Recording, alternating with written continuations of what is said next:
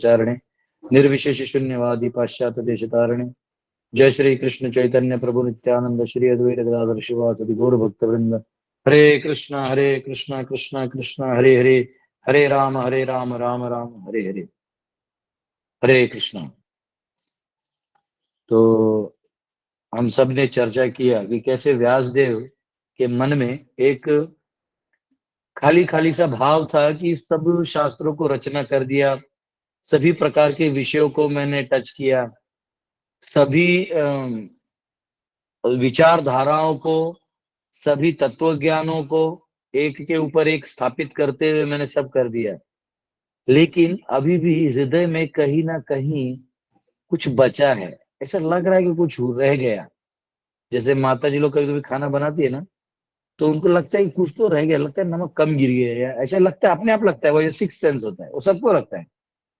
हाँ, जैसे हल्दी, हल्दी का कलर अगर टोटल ग्रिप नहीं लिया हो तो समझ में आता है कि नमक कम। लेकिन जो रेगुलर बनाने वाले हैं, उनको पता चलता है। तो नॉर्मल व्यक्ति को पता नहीं चलेगा, जो नया है उसे नहीं पता चलेगा। तो यहाँ पे व्यासदेव इस फील्ड के बहुत बड़े महारथी हैं और एक महान ऋषि हैं। तो इनको समझ में आ रहा था कुछ तो बचा है, कुछ तो बचा है। तब उनके जो गुरु थे नारद, वो वहां प्रकट हुए और उन दोनों के बीच में वार्तालाप हुआ। तो उसमें जो व्यासदेव हैं, इन्होंने पहले तो नारद ने यही पूछा कि आप जैसे जो व्यक्ति हैं, ये कैसे ऐसा कर सकते हैं? मुझे नहीं लगता, आपने सब सही लिखा है सब ओके है। तो कहते हैं नहीं नहीं नहीं नहीं, आप नारद मुनि वायु की तरह हैं जो हर जगह परकुलेट करते हैं। तो आप एक परमात्मा की तरह ही हैं, आप सबके बारे में सब कुछ जानते हैं। तो आप कृपया करके हमें बताइए। जैसे जैसे लोक ऊपर जाते रहते हैं ना, जैसे हमारा भूलोक है, तो भूलोक में हमारा जो मन का बात है, हम एक दूसरे का नहीं समझ सकते। थोड़ा अंदाज लगा सकते हैं, पर एग्जैक्ट कंफर्म नहीं हो सकते। देवता लोग जो हैं, वो आपके मन की बात को समझ सकते हैं। हाँ, और उसमें है देव ऋषि नारद, जो सबसे बड़े हैं। उनको तो मतलब क्या कहना, वो तो आपके भाव हाव भाव अगला भविष्य त्रिकालदर्शी हैं, वो सब समझ जाते हैं। तो यहाँ व्यासदेव कहते हैं कृपया करके अब आप हमारा मजाक न करिए, आप हमें हमारा समस्या का निराकरण करिए। तो उन्होंने कहा ठीक है। फिर अब जो है नारद मुनि जवाब देने वाले हैं। 8वां श्लोक है 5वें अध्याय का, आप सब खोल सकते हैं। श्री नारद उवाच भवतानुदित प्रायम यशो भगवतोमलम येनैवासो न तुष्येत मन्ये तद्दर्शनम खिलम। Sri Narada said, "You have not actually broadcast the sublime and spotless glories of the personality of Godhead. That philosophy which does not satisfy the transcendental senses of the Lord is considered worthless." तो यहाँ पे कह रहे हैं कि you have not actually broadcast sublime and spotless glories of the lord. एकदम main point पे आ गए। ऐसा घुमा फिरा के नारद मुनि ने कुछ नहीं कहा, उन्होंने मेन पॉइंट बता दिया कि आपका प्रॉब्लम है कि भगवान जो स्पॉटलेस है, अमलम।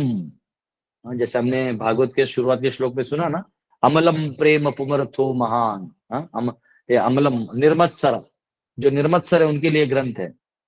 हाँ, तो अमलम चैतन्य महाप्रभु का जो वर्ष आता उसमें आता है अमलम प्रेम पुमरथो महान, कि ये जो मल रूपी जो हमारे हृदय में अनर्थ है, इनके ऊपर यानी इनको नाश होने के बाद जो भगवान के बारे में हमारे हृदय में प्रेम स्थापित होता है, उसका जो स्पेशल भाव है, भगवान के प्रति जो प्रेम है, इसके बारे में आपने कहीं कुछ नहीं लिखा।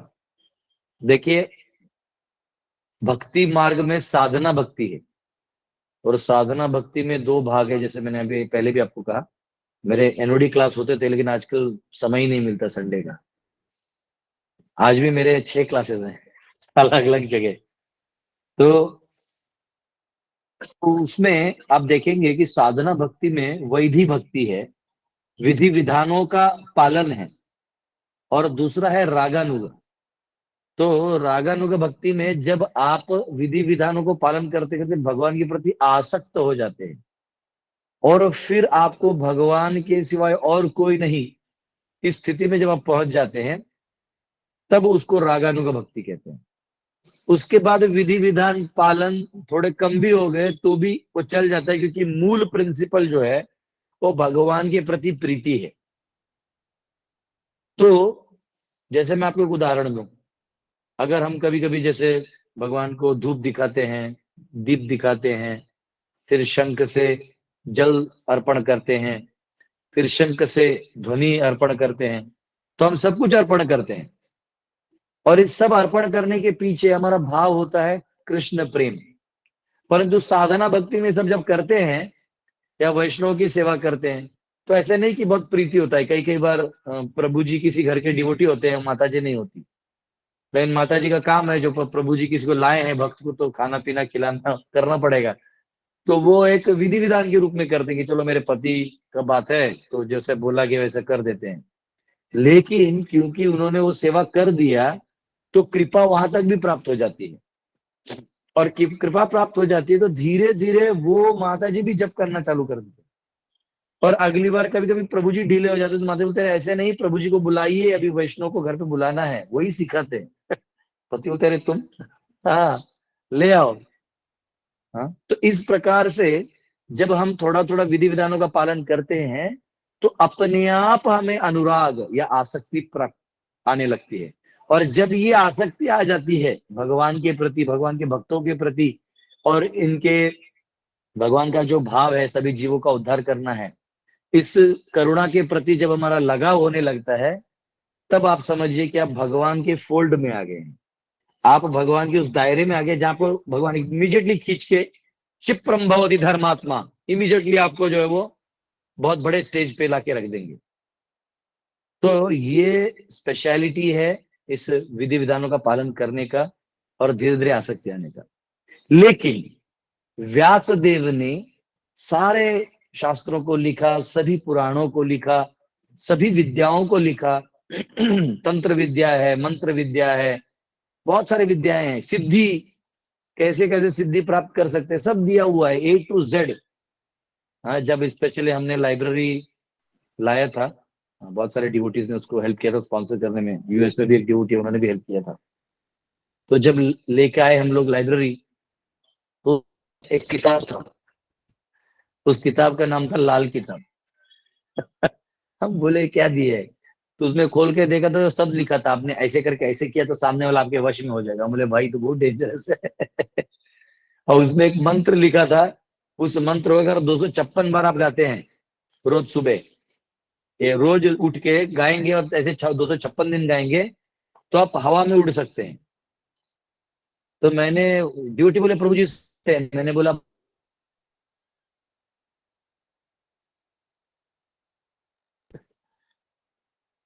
हाँ। तो इस प्रकार से हम देख रहे हैं कि कैसे अनेक शास्त्रों को प्रॉपर व्यास जी ने सब कुछ दे दिया, पुराण दे दिए, उप पुराण दे दिए, परंतु महाभारत जैसे अच्छा रचना दे दिया हम सब के लिए। लेकिन अगर आप ध्यान से देखेंगे तो महाभारत में सभी कैरेक्टर्स को ग्लोरिफिकेशन किया है और सभी कैरेक्टर्स के रोल को प्रॉपर मतलब प्रोपोर्शन में टाइम दिया है। तो उसमें कहीं कहीं भक्ति भी आ रही है, नहीं ऐसा बात नहीं, वहां कहीं कहीं भक्ति की बातें भी आ रही हैं, पर वो कहीं कहीं आ रही हैं। पूर्णतया भक्ति को प्राधान्य देते हुए उधर स्टोरीज हैं, कैरेक्टर्स हैं। तो ये नारद का कहना है, नारद मुनि का ये कहना था कि जो रूबी डायमंड होता है, इसका इतना कलर फैलता है, इतना पावरफुल चीज होता है, उसको तुम किसी लाइमस्टोन यानी चूने के ढेले ढेर में फेंक दोगे तो उसका कोई कीमत नहीं बचेगा, भले ही वो रूबी डायमंड है। तो रूबी डायमंड का लोकेशन उसका अपना जगह होता है। तो ये जो फेंक दिया है आपने, भगवान को महाभारत के अंदर घुसा दिया है, आप उनको एक पॉलिटिशियन के रूप में, एक मददकर्ता के रूप में, उनके ईश्वरी भाव को आपने हटा दिया है। हाँ, तो भगवान का जो भागवत जो हाईएस्ट दर्शन है उसको आपने माइनस कर दिया है। तो इसको लेके कह रहे हैं, डायरेक्ट कह रहे हैं, फर्स्ट लाइन वो कह रहे हैं, you have not actually broadcast the sublime and spotless glories of the personality of God. भगवान के बारे में आपने नहीं बोला है। आपने एक तरह से छुपाने का काम किया है। छुपाने का काम ऐसे किया नहीं है, लेकिन इनडायरेक्टली भगवान छुप ही रहे हैं। उद्धार करने वाला कौन है? भगवान है। जीव का स्वरूप क्या है? भगवान का भक्त है। तो उसके बारे में बात करने का जो मूल काम है वो करने का छोड़ के आपने बाकी दुनियादारी कर लिया। अब मुझे एक चीज बताइए, कई बार हमने देखा है कि जैसे हमारे भक्त भी होते हैं, वो कहीं कहीं उनको स्टेज मिलता है बोलने के लिए, तो स्टेज मिलता है तो भगवान को छुपा देते हैं। उनको लगता है नहीं नहीं, कहीं ऑडियंस बुरा मान जाएगा। ऑडियंस का बुरा मानने का या फॉलोअर्स बढ़ाने के लिए हमें भगवान को नहीं छुपाना है, ये भगवान को छुपा के रख दिया। ठीक है, कभी कभी ऑडियंस को पूरी तरह कृष्ण तत्व ना समझ में आए, तो एटलीस्ट ईश तत्व तो आप समझा ही सकते हैं। जैसे अथर्वण ऋषि और दोधायन ऋषि में बात हुआ, यजुर्वेद में कंपाइलेशन आता है, वही अब ईशोपनिषद के रूप में हम सब पढ़ते हैं। उसमें कितना सुंदर कहा है, ईशावास्यम इदम सर्वम यद किंचित जगत्याम जगत तेन त्यक्तेन भुंजितामाग्रद कस्य सिद्धनम। वो कहते हैं ईशावास्यम इदम सर्वम, ये सारा जो संसार है वो भगवान का है।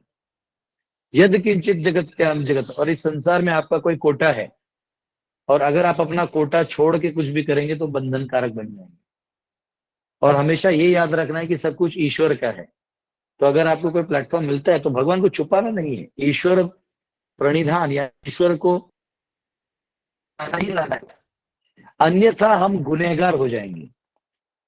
तो यहाँ वो कह रहे हैं कि व्यासदेव को कि आपने इतने लिटरेचर लिखे, तो इसमें इतने सारे विषय रखे, पर आपने डायरेक्ट भगवान के बारे में नहीं कहा।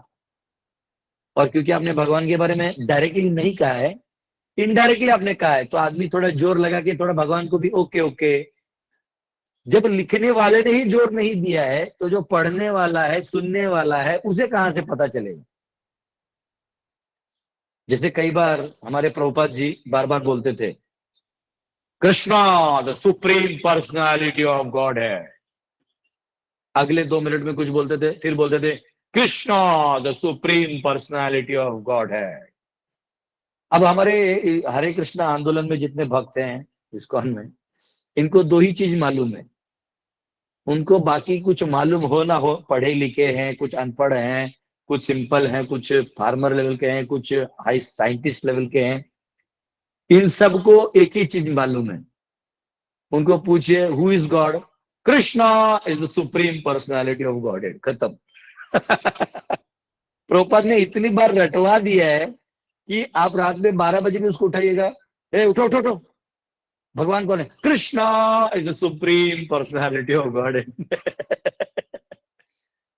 हमारे हर प्रवचन में, चाहे वो जूनियर से जूनियर स्पीकर हो, सीनियर से सीनियर स्पीकर हो, या प्रभुपाद का कोई लेक्चर ले लो, क्लियर करते हैं, we are not this bodies, we are spirit souls. हम शरीर नहीं, हम आत्मा है।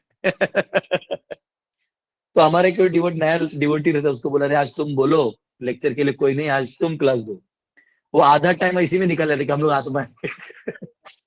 क्योंकि ये बात कि हम आत्मा है, ये अपने आप में एक रिवॉल्यूशन है। ये अपने आप में एक रिवॉल्यूशन है। हमारा पूरा जीवन इस गुड़िया से खेलने में चले जाता है। ये हाथ पांव कान नाक, इसको आकार देने में चले जाता है। बॉडी को ऐसा ट्राइंगल होना चाहिए, हाँ, ये नाक ऐसा सीधा होना, कान ऐसा होना चाहिए। सब हम इसी को सजाने में लग चुके हैं। और जो असली सजाने वाला चीज है आत्मा, उसको तो कोई देख ही नहीं रहा है। कोई चिल्ला रहे मुझे भी देखो, नहीं देख रहा है कोई। तो ये व्यासदेव को सीधा करे नारद मुनि, आप भगवान को छुपा के रखे हैं, तो कृपया करके। अब वो आगे अभी तो चालू ही किया उन्होंने बोलना, अभी धर्म अर्थ काम मोक्ष का भी अगला श्लोक में आने वाला है।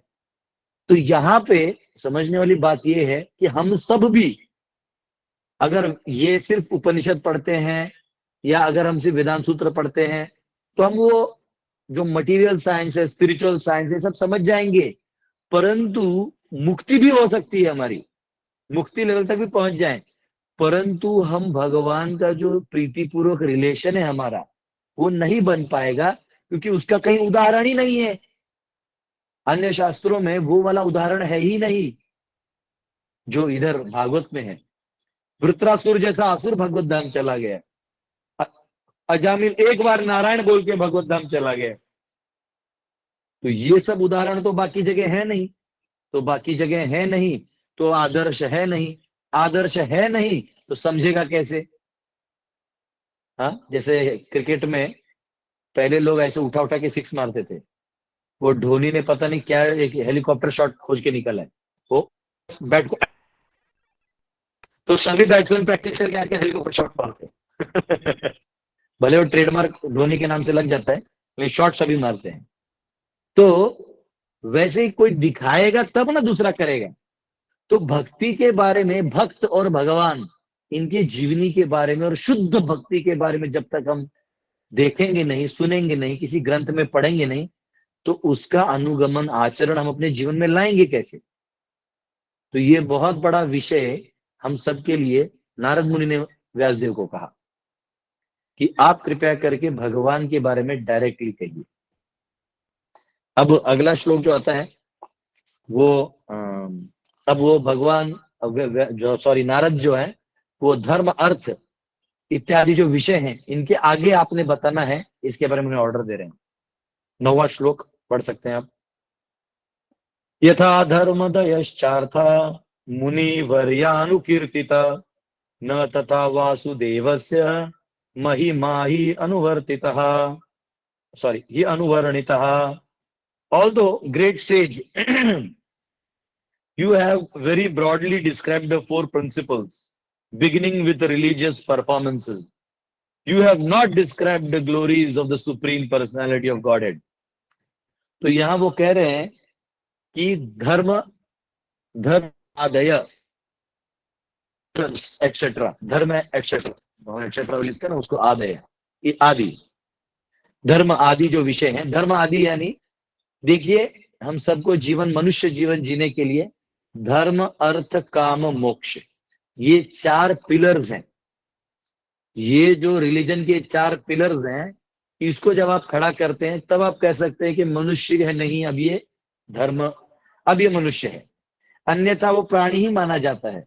जैसे महाभारत में कहते हैं ना, आहार निद्रा भय मैथुनम च सामान्यमित पशुभि नराणाम धर्मो हितेषाम अधिको विशेषो धर्मेण हीना पशुभि समानः, कि अगर आप धर्म कर रहे हैं तो मनुष्य हैं, अगर आप धर्म नहीं कर रहे हैं तो आप पशु के समान हैं।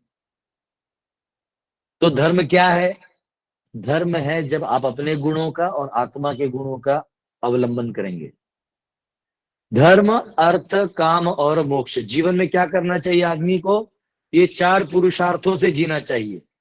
आपको अपना धर्म करना है।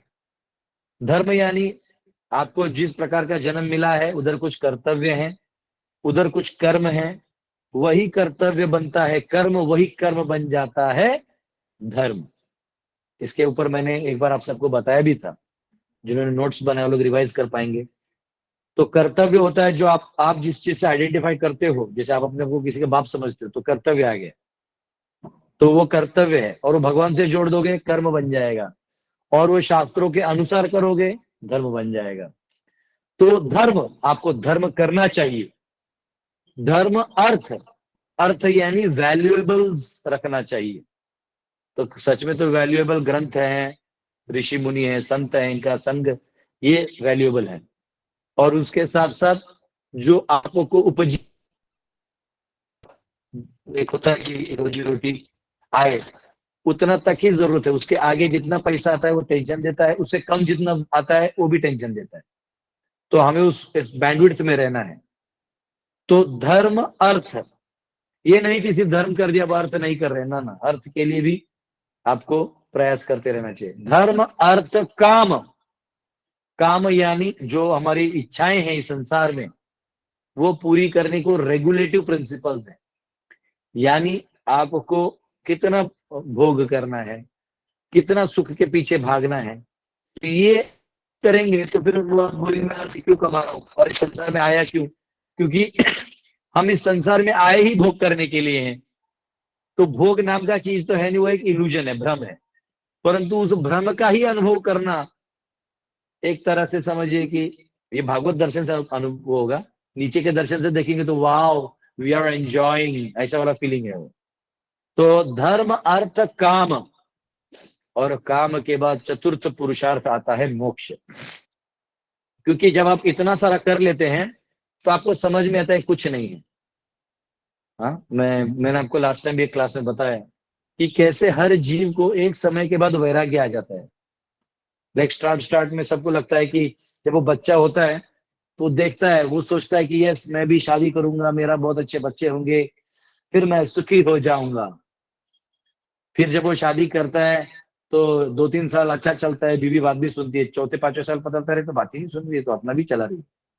अब उसको कुछ कर नहीं सकते क्योंकि अब वो घर की गृहिणी है, लक्ष्मी है घर की। अब वो क्या, भी कथा सुनती है, ज्ञान लेते रहता है। अब धीरे धीरे दोनों को वैराग्य है। 10-15 साल में जब बच्चे बड़े हो जाते हैं तो पति पत्नी ऑलमोस्ट एक, दोनों भी किसी और के शिष्य की तरह रहते हैं। गुरु हैं और हम लोग शिष्य हैं, और दोनों भी ज्ञान अर्जन करते हैं। ज्ञान को अर्जन करके फिर वो समाज में उसको इम्प्लीमेंट करते हैं और सेवा करते हैं, समाज के उद्धार के लिए कार्यरत हो जाते हैं। तो ये वैराग्य अपने आप आता है, इधर कोई देता नहीं है। ये उम्र के साथ साथ आने वाली कुछ शक्तियां हैं। 5 साल का बच्चा मोह में रहता है, इल्यूजन से कुछ पता नहीं रहता है। 5 से 15 जो ज्ञान अर्जित करता है दूसरों को देख के, और 15 से 25 जो है वो अपने, उसने जो सपने देखे हैं अभी हैंगओवर में, उसको इम्प्लीमेंट करता है। आप फिर उसका जो है दिमाग खुल जाता है 25 से लेके 35 में।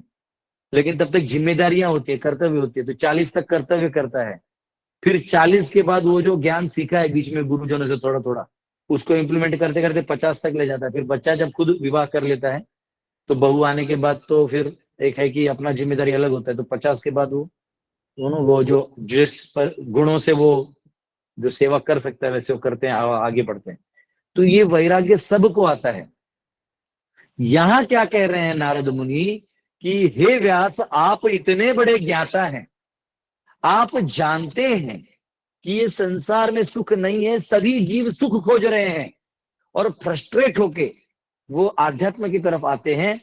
और जब वो ब्रह्म के बारे में जानते हैं कि ब्रह्म है, तो उस ब्रह्म का जो मतलब उसमें कोई दुख वाला भाग नहीं है, तो वो न्यूट्रल स्टेट तक आना चाहते हैं।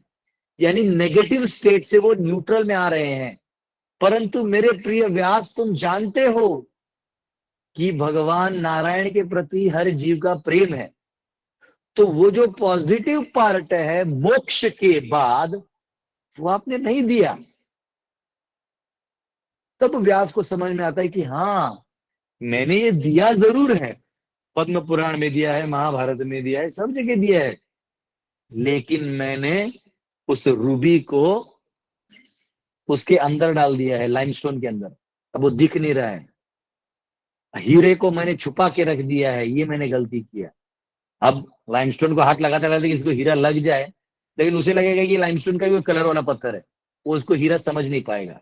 इसलिए प्रायः जो महाभारत पढ़ते हैं वो आज भी भगवान कृष्ण के बारे में बोलते हैं, बहुत बोलते हैं, ऐसा नहीं, वो बहुत अच्छे से बोलते भी हैं।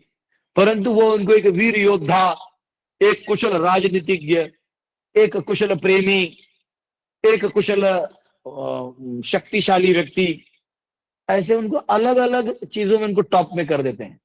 परंतु सर्वगुण संपन्न 64 कलाओं के उनको टॉप में नहीं रखते। तो व्यास देव को भी अब ये समझ में आ गया कि धर्म अर्थ काम मोक्ष, इनके ऊपर की बात मुझे लिखनी होगी। इसलिए अगर आप ध्यान से देखेंगे पूरे भागवत में भी कोई ऐसा डिस्क्रिप्शन, कहीं भी कोई ऐसा मार्ग नहीं बताया जिसमें धर्म अर्थ काम मोक्ष की बात हो रही है। उसको साइड ही कर दिया है। और चतुर्थ पुरुषार्थ के बाद आने वाला पंचम पुरुषार्थ की बात वहां हो रही है। पंचम पुरुषार्थ है भक्ति। क्योंकि ये जो 4 पुरुषार्थ हैं इसमें आप करता है, धर्म आपको करना पड़ेगा, धर्म अर्थ भी आपको उपार्जन करना होगा, काम भी आपको पूरा करना होगा, और मोक्ष के पीछे भी आपको भागना होगा। परंतु भक्ति में और भी एक पुरुषार्थ लगता है। वो पुरुषार्थ ये है कि प्रभु मैं आपका हूं और मैं आपके चरणों में समर्पित हूं, आप बस आज्ञा दीजिए करना क्या है। तो ये जो समर्पण करने का जो पंचम पुरुषार्थ है, ये फाइनल पुरुषार्थ है। और जब ये हो जाए तो भगवान हृदय पूरा प्रेम से भर देते हैं, ओतप्रोत कर देते हैं। और फिर भक्त जो है वो अनुभव करता है कि धर्म अर्थ काम की बातें सुन के ऐसा कर देता नहीं चाहिए। इसलिए हमारे कितने भी भक्तों को देख लीजिए जो स्पेशली वृंदावन में, मायापुर में, जगन्नाथपुर में भक्ति कर रहे हैं, स्पेशली अपना जीवन वहां बिता रहे हैं, वो राधे राधे राधे राधे राधे राधे, है ना।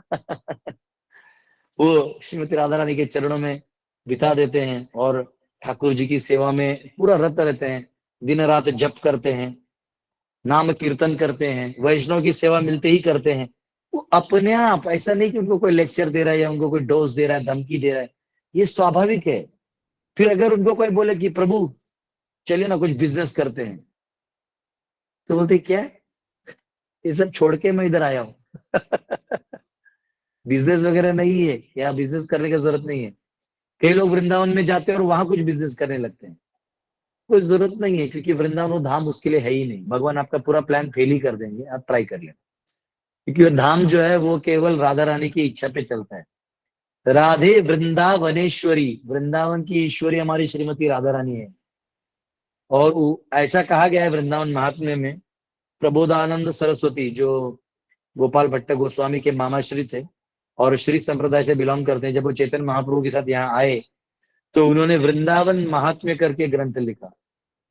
आप सब वो पढ़ सकते हैं, वृंदावन महिमामृत, ब्रज ब्रज में ऐसे कुछ नाम है। उस उन्होंने लिखा है कि श्रीमती राधा रानी रोज कृष्ण को पूछती है कि आज कौन कौन आया ब्रज में। तो कृष्ण बताते हैं ये आया, ये आया, ये आया, ये आया, और उनका क्या क्या आपने आयोजन किया। तो बोले वो भक्त जो था उसके पास पैसा नहीं था तो मैंने उसको वहां गाइड कर दिया, उसको रहने को मिल गया। हाँ, वो भक्त जो था वो थोड़ा उसको फैसिलिटी चाहिए तो मैंने वो वाला करवा दिया। ये वो सब ओके डन, प्रसाद हाँ वो हो गया, वो भारतीय फूड्स में अच्छा मिलता है उधर, मैंने उसको प्रमोट कर दिया। अच्छा ओके वेरी गुड, चलो ठीक है। तो ये भाव है, वहां कृष्ण स्वयं जो है वो राधा रानी के अंडर है। तो ये भाव है, ये वो अलग दुनिया है, ये एक अलग वर्ल्ड है, एक अलग एग्जिस्टेंस है, जहां आपका जो धर्म का भाग जो पूरा करके अब आप केवल भगवान की प्रसन्नता के लिए कार्य कर रहे हैं। सर्वधर्मान परित्यज्य माम एकम शरणम व्रज अहम त्वाम सर्व पापेभ्यो मोक्षयिष्यामि मा शुचः। अब आप भगवान के शरणागत हो चुके हैं और भगवान आपका हृदय इतना प्रेम से भर देते हैं और आपकी परीक्षा भी लेते हैं, ऐसा नहीं किसी भर देते हैं, देखते और क्या कर रहे हैं। तो हर क्षण आप जब बस हरि को चुनते हैं तो फिर अंत में भगवान स्वयं आपको दर्शन देते हैं। तो ये जो हाईएस्ट चीज है, इसको व्यासदेव ने लिखा तो जरूर है, परंतु हर ग्रंथ के 11 श्लोक है तो उसमें एक अध्याय है। तो उसको लोग क्या करते हैं, बाकी अध्याय धर्म अर्थ काम का नियम कानून है, तो ये भी वही सोचते हैं कि हाँ ऐसा भी है, चलो चलो। तो यहाँ नारद मुनि कह रहे हैं कि आपको इस ग्रंथ की रचना करनी पड़ेगी जहां पूरी तरह भागवत दर्शन मिल रहा है।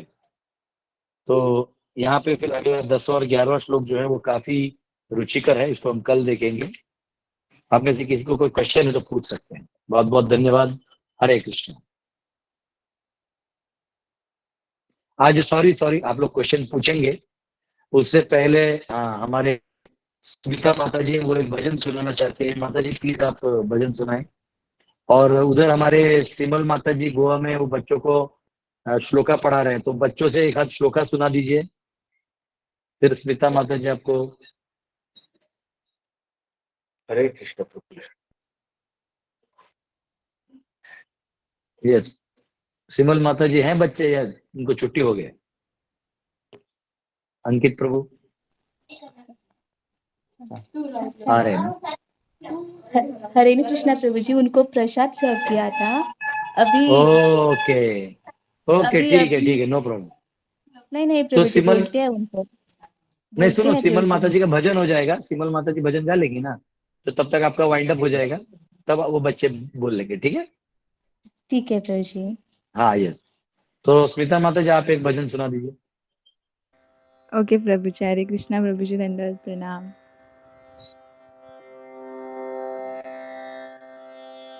सुंदर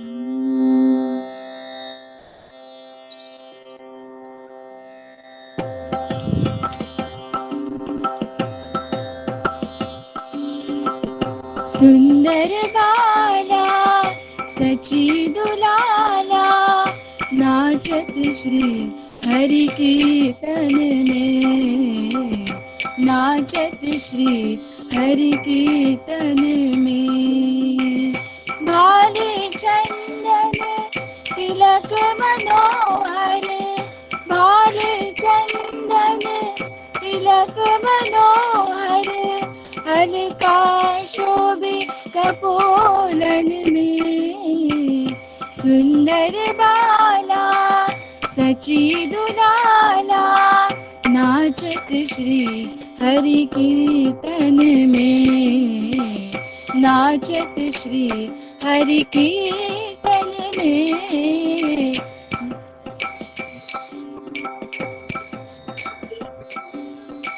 शिर चूड़ा दर्शी वाले, वन फूल माला हिया पर डोले, वन फूल माला हिया पर डोले। पहिरन पीत पतांबर शोभे, नूपुर रुणु झुनु चरणों में। सुंदर बाला सची दुलाला, नाचत श्री हरि कीर्तन में, नाचत श्री हरि कीर्तन में।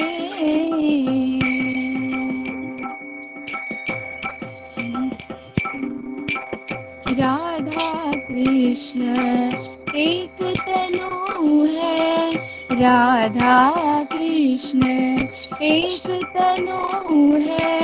निधुवन माझे बंसी बजा, राधा कृष्ण, राधा कृष्ण एक तनु है। निधुवन माझे बंसी बजाए, विश्व रूप के प्रभु जी सही आवत, प्रगट नदिया में। सुंदर बाला सची दुलाला,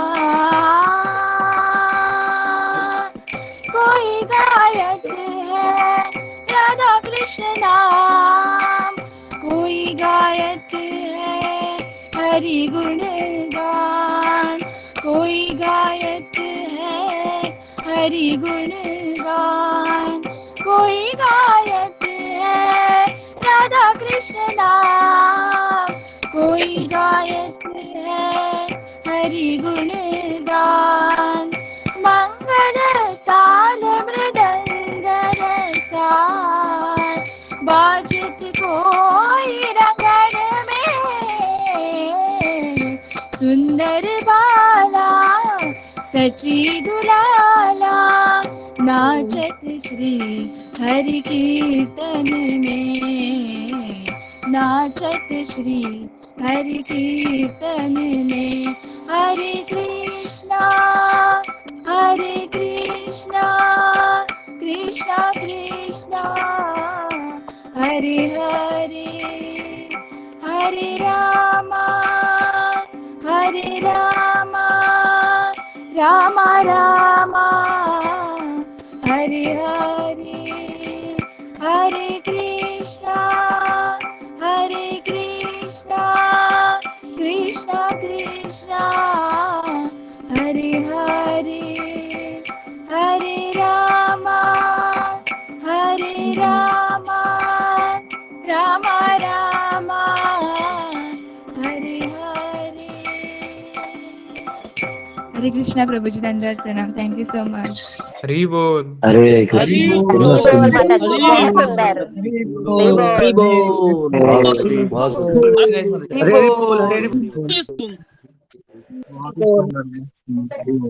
हरि बोल। हरि बोल माता जी, हरि बोल। हरे कृष्णा प्रभु जी। बहुत सुंदर, बहुत सुंदर। यस माता जी।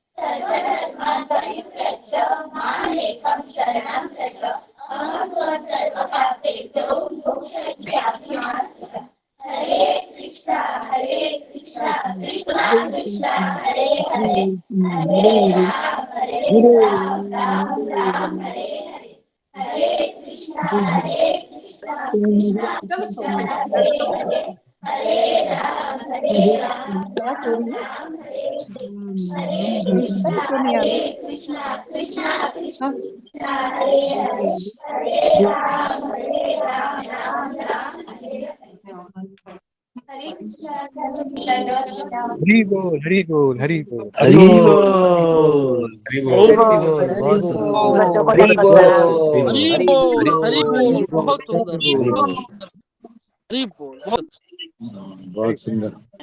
तो ठीक है, अभी समय हो गया है और अब सब हम कल मिलेंगे, ठीक है ना? क्वेश्चन आंसर्स भी कर ले लेंगे। बहुत बहुत धन्यवाद आप सबका।